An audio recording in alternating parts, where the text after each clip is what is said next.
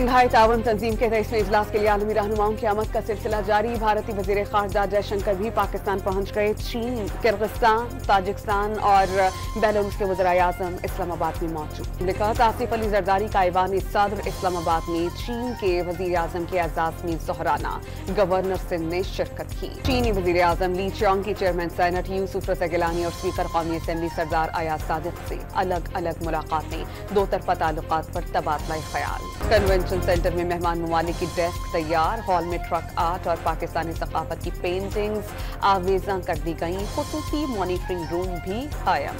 26वीं आईनी तरमीम की मंजूरी से मुतालिक कौमी असम्बली का इजलास 18 अक्टूबर को तलब किए जाने का इम्कान। तमाम अरकान को हाजिरी यकीनी बनाने की हिदायत। तरमीमी बिल पेश किए जाने की तवक्को।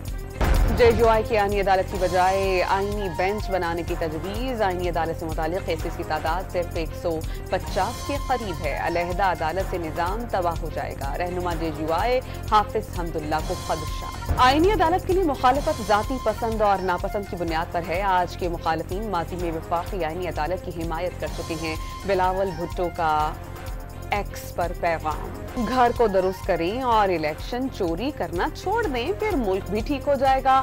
शायद खाकान अब्बासी की डॉनियों से खुसूसी गुफ्तगू। जिन लोगों ने लूट मार की है उन्हें पकड़ते क्यों नहीं, सब कुछ अवाम के सामने रख दें।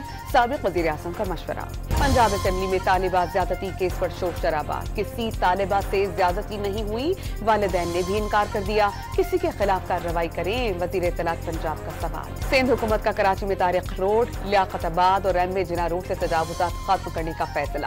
वज़ीर आला का अवामी मकामात को असली शक्ल में लाने का हुक्म। कराची के इलाके बल्दिया नॉर्दर्न बाईपास पर फैक्ट्री में आग लग गई। फायर ब्रिगेड की 4 गाड़ियां आग बुझाने में मसरूफ। सिख रहनुमा हरदीप सिंह कत्ल की तहकीकात में भारतीय सफीर का नाम शामिल करने पर भारत और कनाडा के दरमियान सिफारती तनाज़ा बढ़ गया।